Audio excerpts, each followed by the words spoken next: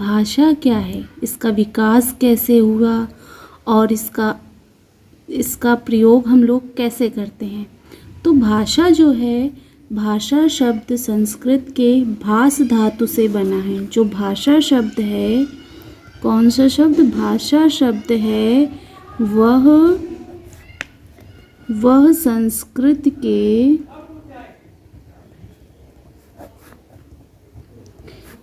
भाष धातु से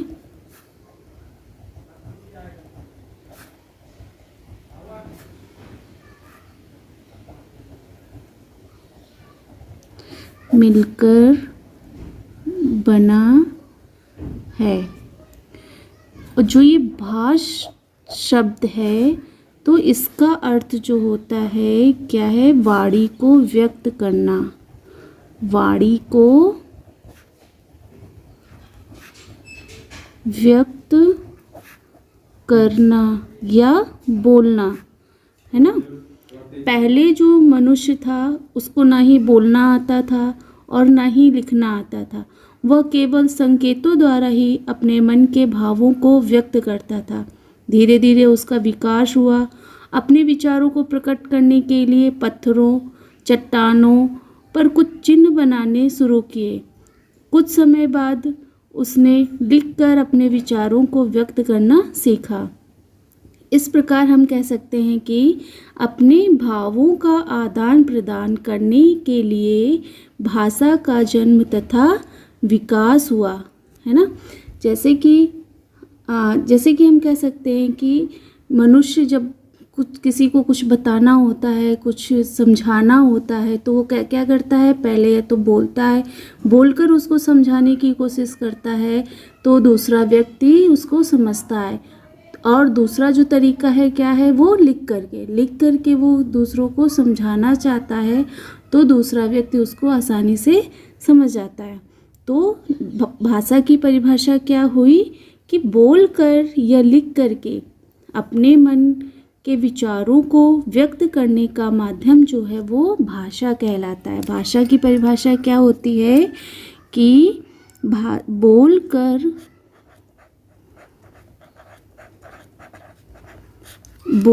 कर या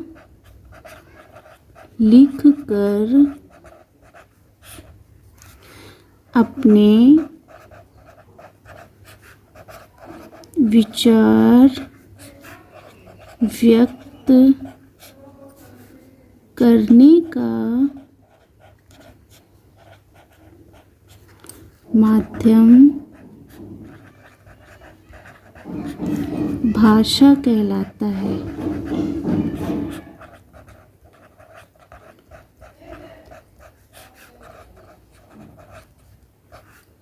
भाषा किसे कहते हैं, जब मनुष्य बोलकर या लिखकर अपने विचार किसी के सामने व्यक्त करता है और वह व्यक्ति उसको समझता है, सुनता है, तो उसे हम क्या बोलते हैं, भाषा बोलते हैं। उस माध्यम को हम क्या बोलते हैं, भाषा बोलते हैं।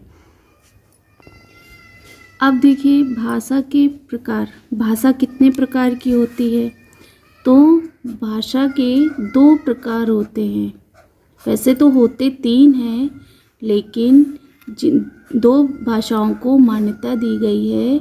तीसरा जो है, पहला हमारा जो है वो है मौखिक भाषा। पहले लोग बोलकर लोगों को अपनी बातों को समझाते थे। फिर जैसे जैसे उनका विकास हुआ, फिर वो लिख कर अपनी बातों को दूसरों के सामने रखते थे। तो पहला हमारा है मौखिक और दूसरा है हमारा लिखित, और जो तीसरा है वो है सांकेतिक, है ना। सांकेतिक भाषा जो होती है वो संकेतों द्वारा दूसरों को समझाई जाती है, लेकिन कभी कभी ऐसा होता है कि सांकेतिक भाषा जो है वो समझ में नहीं आती है। अब हम बात करेंगे मौखिक भाषा की, जिसकी मौखिक भाषा की। मौखिक भाषा क्या है, बचपन में, जैसे कि हम लोग सभी जानते हैं कि बचपन में हम अपने परिवार तथा आसपास के परिवेश से सुनकर और बोलकर ही मौखिक भाषा सीखते हैं, है ना। जब बच्चा छोटा होता है तो वो हमेशा बोलकर, मौखिक भाषा क्या है? जब हम बोल करके, है ना, जब हम बोल करके अपने विचार व्यक्त करते हैं और सुन करके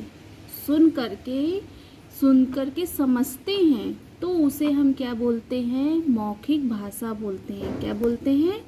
मौखिक भाषा बोलते हैं। जैसे कि टेलीफोन है ना, तो टेलीफोन में क्या है, जब सामने वाला व्यक्ति हमसे कुछ बोलता है तो हम उसकी बातों को क्या करते हैं? सुन करके समझते हैं, है ना। अब कोई भाषण होता है या कोई संगीत होता है या कोई समझाता है, तो हम क्या करते हैं? उसको सुन करके ग्रहण करते हैं, और सामने वाला बोल करके हमको बताता है, तो उसे हम क्या बोलते हैं? मौखिक भाषा बोलते हैं।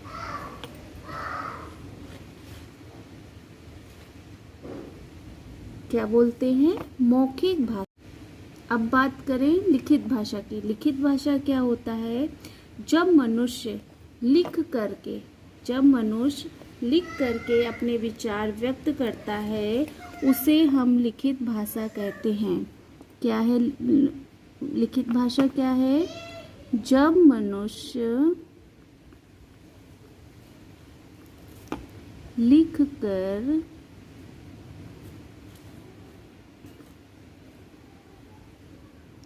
अपने विचार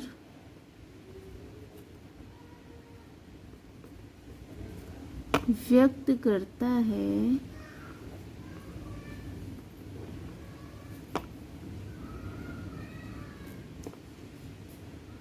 उसे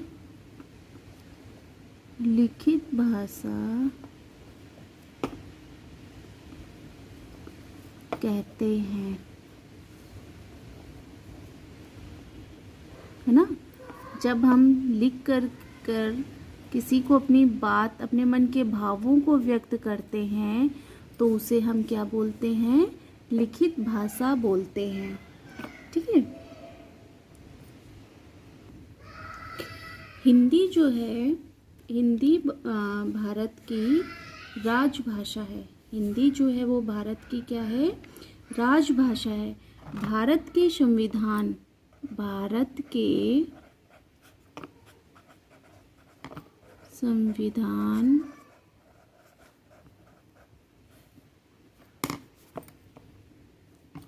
के अनुच्छेद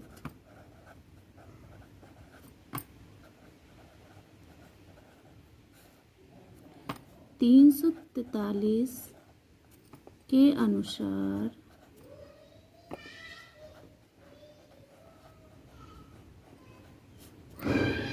हिंदी को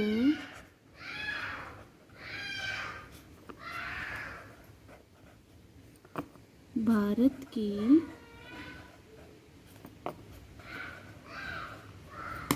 राजभाषा के रूप में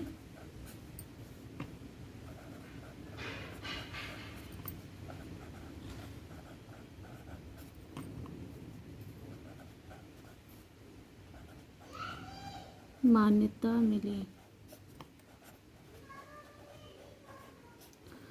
जो हमारी हिंदी है वो हमारे भारत की क्या है? राजभाषा है, और इसे भारत के संविधान के अनुच्छेद 343 के अनुसार मान्यता मिली। किसके रूप में? राजभाषा के रूप में मिली। और तभी 14 सितंबर को हिंदी दिवस मनाया जाता है। जो हिंदी दिवस मनाया जाता है वो कब मनाया जाता है?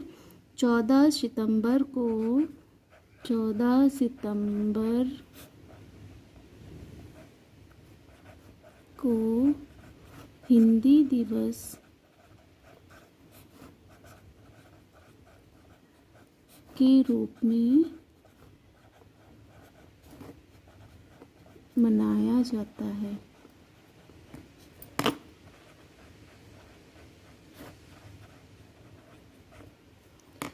और जो भारतीय संविधान की 8वीं अनुसूचित में 22 भाषाओं को मान्यता प्रदान हुई है। कितनी भाषाओं को मान्यता प्रदान की गई है? 22 भाषाओं को मान्यता प्रदान की गई है, जो इस प्रकार है। कितनी भाषाएं हैं? 22। 22 भाषाओं को मान्यता प्रदान की गई है, जो है पहला है हमारा हिंदी, पंजाबी, मराठी, गुजराती,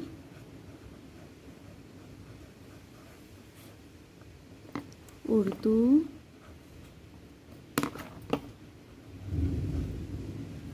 डोगरी, बांग्ला, असमिया,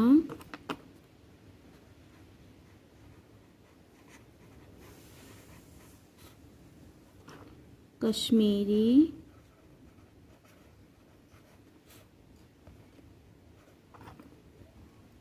कन्नड़,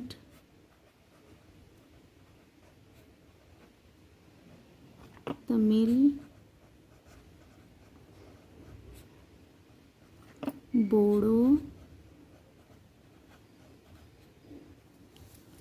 नेपाली,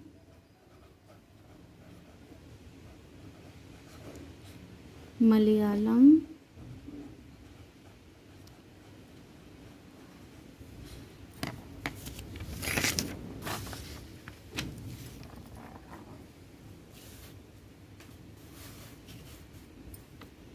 मैथिली,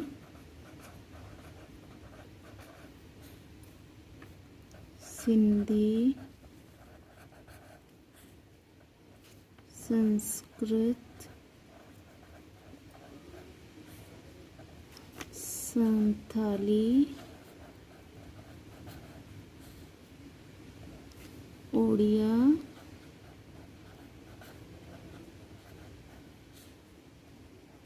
तेलुगु,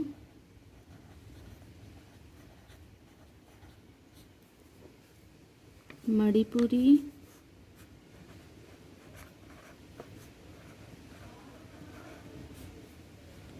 और कोंकणी। ये हमारी क्या हैं, 22 भाषाएं हैं। ठीक है, अब हम बात करेंगे बोली की। बोली किसे कहते हैं? बोली जो है वो भाषा का प्रारंभिक रूप होता है। बोली जो है वो भाषा का प्रारंभिक रूप है। यह एक सीमित क्षेत्र तक ही बोली जाती है। जो बोली है वह एक ही सीमित क्षेत्र तक बोली जाती है, और जो बोली है, बोली का कोई लिखित रूप नहीं होता। इसमें साहित्य की रचना नहीं होती। किसमें? बोली में। बोली से साहित्य की रचना नहीं होती।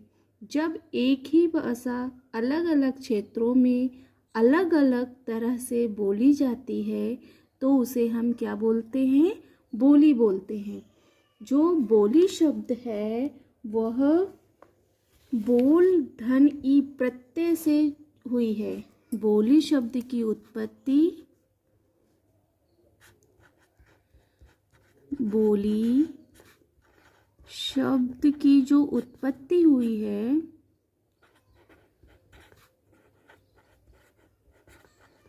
उत्पत्ति बोल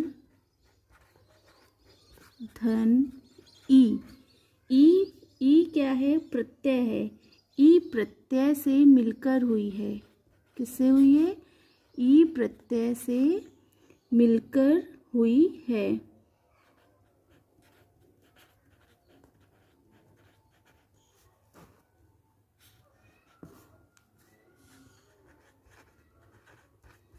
हुई है। लेकिन यह भाषा का ही एक रूप है। जो बोली है यह भाषा का ही रूप है, किंतु यह भाषा का अल्प विकसित रूप है। क्या है? यह भाषा का एक अल्प विकसित रूप है। इससे अभिप्राय किसी भी स्थान, मतलब चाहे वो प्रदेश विशेष व दैनिक जीवन में प्रयुक्त भाषा से है। भाषा बोली जो है इसका जो क्षेत्र होता है वो क्या होता है? सीमित होता है। भाषा का जो क्षेत्र होता है उस भाषा का क्षेत्र व्यापक होता है, लेकिन जो बोली होती है उसका क्षेत्र क्या होता है, सीमित होता है। अलग अलग जगहों पर अलग अलग तरह की बोली का प्रयोग किया जाता है। जब जब एक ही भाषा अलग अलग क्षेत्रों में अलग अलग तरह से बोली जाती है तो उसे हम क्या बोलते हैं, बोली कहते हैं। जैसे हिंदी है, हिंदी हरियाणा में, राजस्थान, पूर्वी तथा पश्चिमी आंध्र प्रदेशों तथा बिहार में भी बोली जाती है।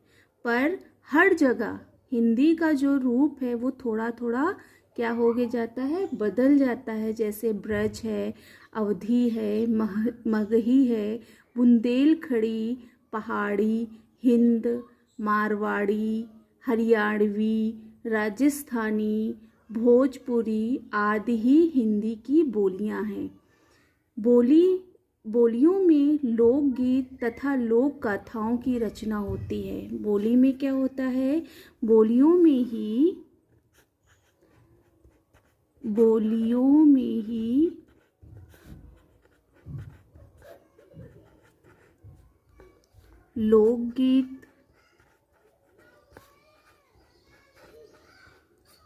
लोकगीत, तथा लोक कथाओं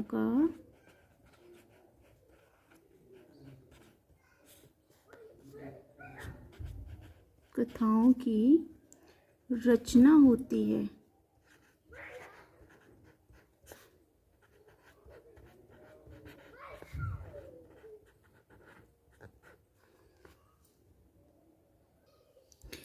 बोली जो है वो भाषा का ही एक प्रारंभिक रूप है। पहले लोग जब जंगलों में रहते थे तो उनको लिखना नहीं आता था, वो संकेतों द्वारा, पहले उनकी शुरुआत कैसे हुई, संकेतों द्वारा एक दूसरे को अपनी बातों को समझाते थे।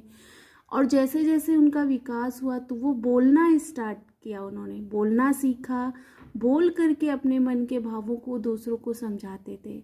तो भाषा जो बोली है वो भाषा का ही प्रारंभिक रूप माना जाता है। यह एक सीमित क्षेत्र तक ही बोली जाती है। जैसे जैसे इसका क्षेत्र का विकास,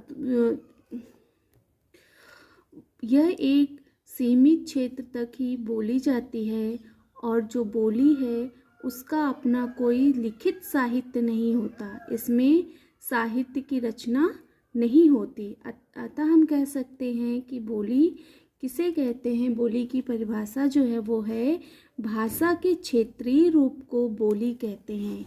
किसको बोली कहते हैं, भाषा के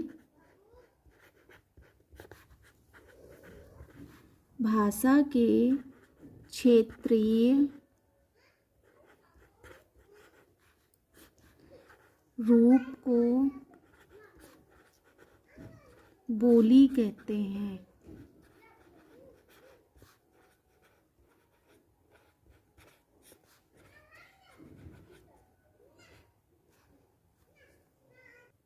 या हम ये भी कह सकते हैं कि किसी क्षेत्र विशेष में बोली जाने वाली भाषा बोली कहलाती है। जैसे एक उदाहरण मैं बताऊं कि जैसे हरियाणा में कौन सी बोली बोली जाती है, हरियाणवी बोली जाती है। मेवात में मेवाती बोली जाती है। मणिपुर में मणिपुरी बोली जाती है। राजस्थान में राजस्थानी, असम में असमिया, कश्मीर में कश्मीरी। इसी तरह अलग अलग क्षेत्रों में अलग अलग बोली जाती है। तो हम क्या कह सकते हैं कि भाषा के क्षेत्रीय, जो क्षेत्र में एक विशेष क्षेत्र में बोली जाती है, भाषा के क्षेत्रीय रूप को बोली कहते हैं। अब हम बात करेंगे भाषा और बोली में अंतर। भाषा और बोली में अंतर क्या होता है। हमने पढ़ा कि भाषा किसे कहते हैं, भाषा वह साधन है जिसके द्वारा मनुष्य अपने विचारों का आदान प्रदान बोल कर या लिख कर करता है, तो उसे हम क्या बोलते हैं, भाषा बोलते हैं। और बोली किसे कहते हैं, भाषा के क्षेत्रीय रूप को बोली कहते हैं। मतलब जब एक ही भाषा अलग अलग क्षेत्रों में अलग अलग तरह से बोली जाती है तो उसे हम क्या बोलते हैं? बोली बोलते हैं। तो अब हम यहाँ भाषा और बोली में अंतर जानेंगे। भाषा क्या है? भाषा का जो क्षेत्र होता है वह व्यापक होता है, विस्तृत एवं व्यापक होता है। भाषा का क्षेत्र जो है,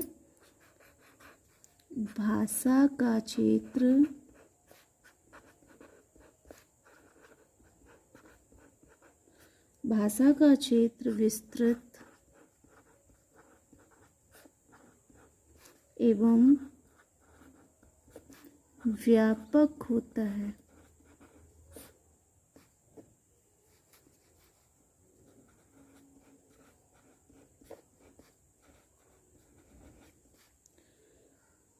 जबकि जो बोली होती है, जबकि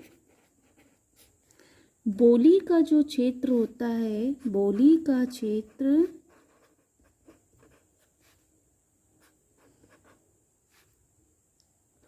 एक सीमित क्षेत्र तक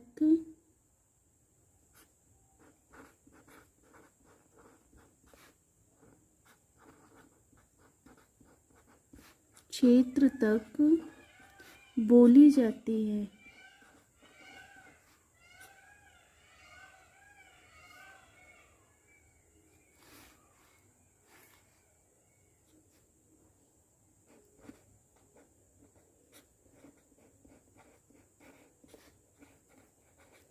जबकि बोली एक सीमित क्षेत्र तक बोली जाती है। जबकि बोली एक सीमित क्षेत्र तक बोली जाती है। हर एक क्षेत्र में बोली का जो बोली है वो बदल जाती है। हर एक क्षेत्र में बोली बदल जाती है। जैसे मैंने बताया था कि दूसरा पॉइंट क्या है कि भाषा का अपना एक लिखित साहित्य तथा व्याकरण होता है। भाषा जो है, भाषा का अपना लिखित साहित्य तथा व्याकरण होता है, जबकि बोली का अपना लिखित साहित्य नहीं होता है। भाषा का अपना लिखित साहित्य तथा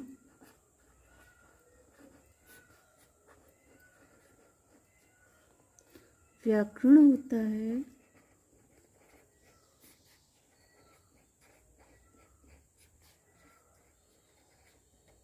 जबकि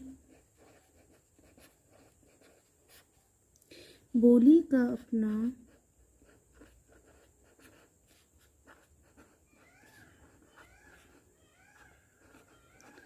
अपना लिखित साहित्य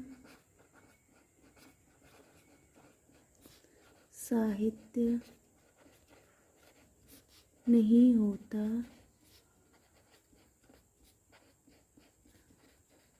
है।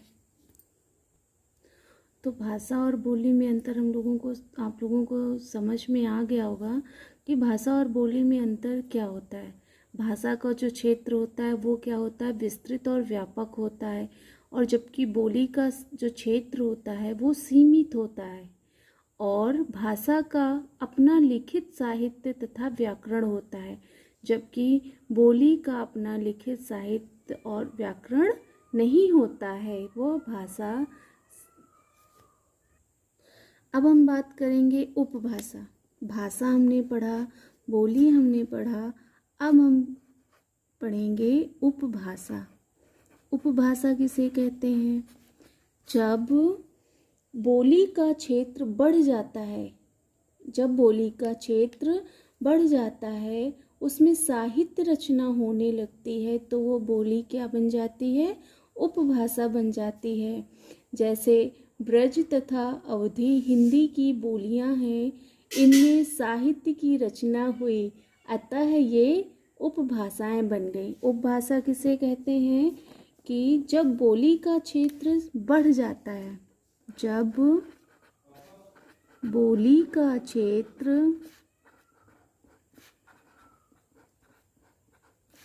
बढ़ जाता है,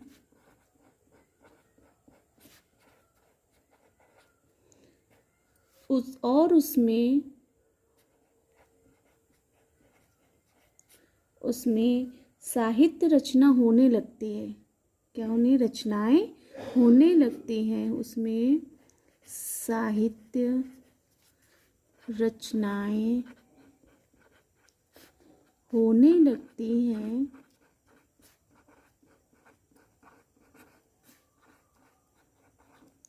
तो बोली उपभाषा बन जाती है।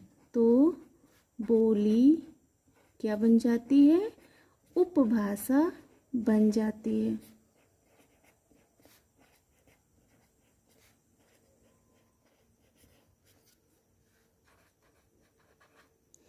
जैसे ब्रज तथा अवधी, ब्रज और भाषा और अवधी भाषा में रचनाएं हुई हैं, तो यह क्या हो गई?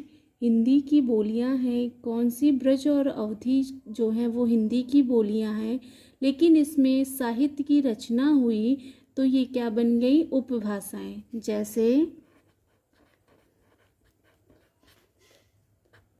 ब्रज तथा अवधी, ब्रज तथा अवधी हिंदी की बोलियां हैं, हिंदी की बोलियां हैं।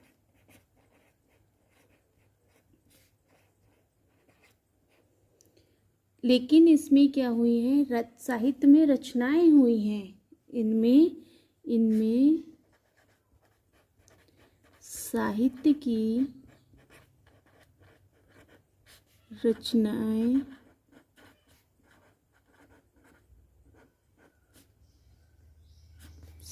की रचनाएं हुई हैं। अतः ये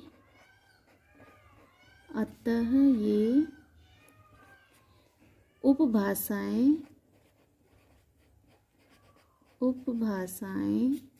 बन गई। जो ब्रज अवधी है, बोली है, वो हमारी क्या है? उपभाषा है। क्यों उपभाषा है? क्योंकि इन बोलियों में क्या हुई है? रचनाएं की गई हैं, तो ये हमारी बोली जो है वो क्या हो गई? उपभाषा बन गई है। अब हम बात करें राजभाषा। राजभाषा किसे कहते हैं? तो राजभाषा है हिंदी। हिंदी हमारी राजभाषा है। प्रतिवर्ष हमारे देश में 14 सितंबर को हिंदी दिवस मनाया जाता है। सभी लोग जानते हैं कि प्रतिवर्ष 14 सितंबर को हिंदी दिवस मनाया जाता है। भारत के 18 करोड़ से भी अधिक लोग हिंदी भाषा का प्रयोग करते हैं।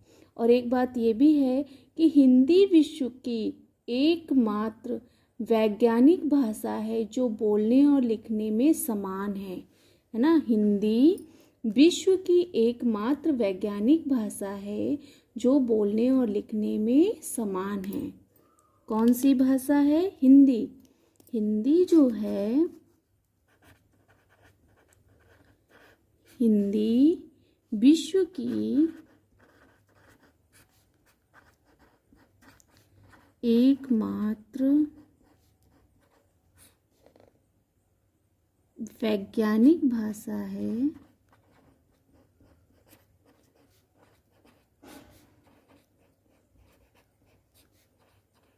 एकमात्र वैज्ञानिक भाषा है जो बोलने और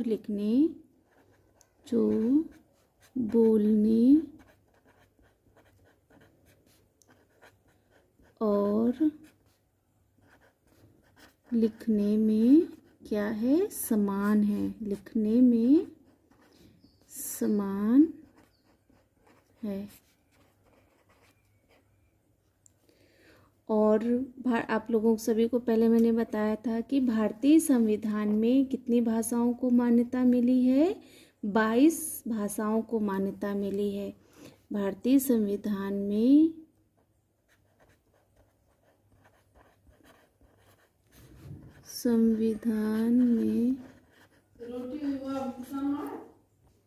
22 भारतीय संविधान में कितनी भाषाओं को मान्यता मिली है? भारतीय संविधान में 22 भाषाओं को